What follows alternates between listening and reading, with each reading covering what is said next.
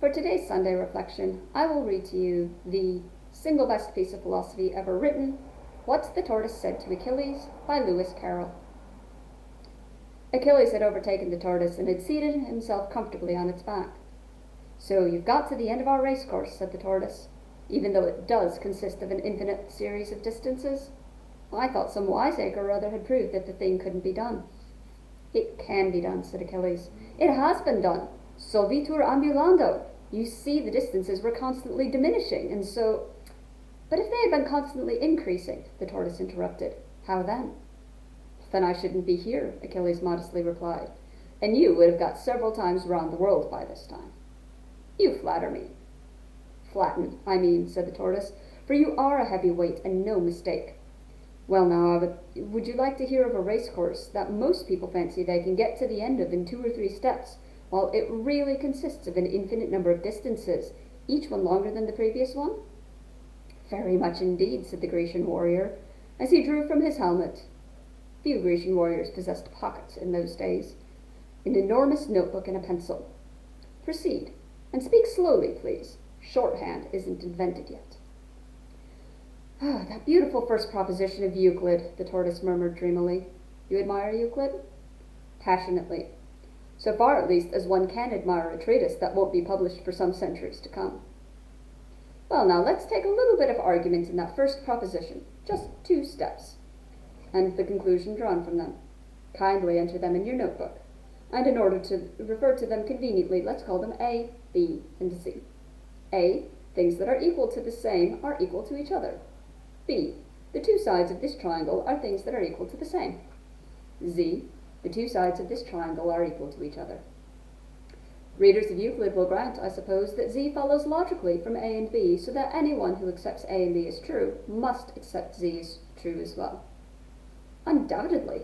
The youngest child in a high school, as soon as high schools are invented, which will not be till some 2,000 years later, will grant that.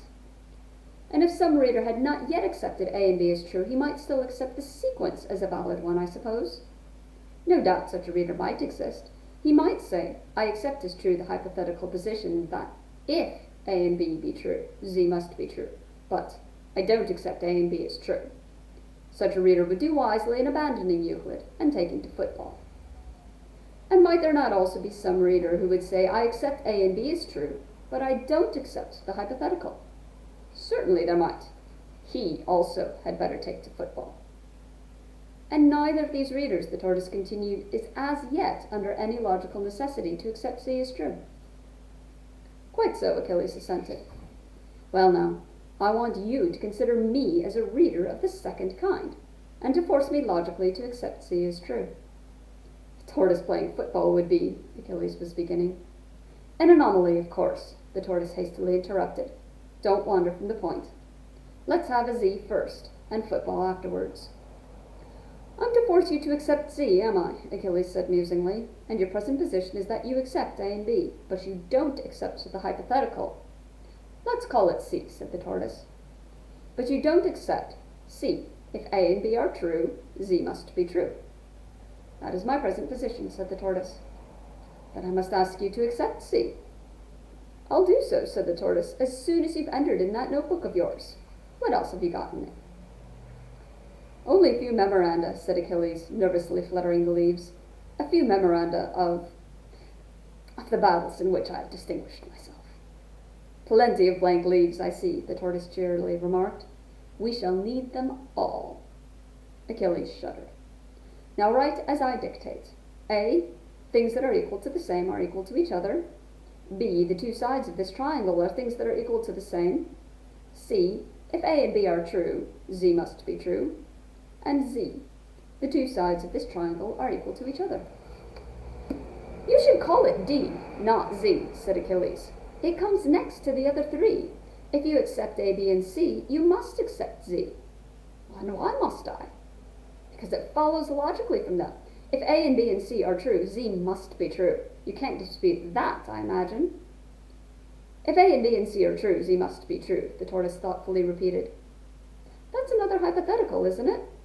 And if I failed to see its truth, I might accept A, B, and C, and still not accept Z, mightn't I?" You might, the candid hero admitted, though such obtuseness would certainly be phenomenal. Still, the event is possible. So I must ask you to grant one more hypothetical. Very good. I'm willing to grant it as soon as you've written it down. We will call it D.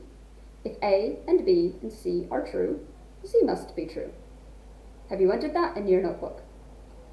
I have, Achilles joyfully exclaimed as he ran the pencil into its sheath. And at last we've got to the end of this ideal racecourse. Now that you accept A and B and C and D, of course you accept Z. Do I? Said the tortoise innocently. Let's make that quite clear. I accept A and B and C and D. Suppose I still refuse to accept C. Then logic would take you by the throat and force you to do it, Achilles triumphantly replied. Logic would tell you you can't help yourself. Now that you've accepted A and B and C and D, you must accept Z. So you've no choice, you see. Whatever logic is good enough to tell me is worth writing down, said the tortoise. So enter it in your book, please. We will call it E. If A and B and C and D are true, Z must be true. Until I've granted that, of course, I needn't grant Z. So it's quite a necessary step, you see. I see, said Achilles, and there was a touch of sadness in his tone. Here the narrator, having present business at the bank, was obliged to leave the happy pair, and did not again pass the spot until some months afterwards.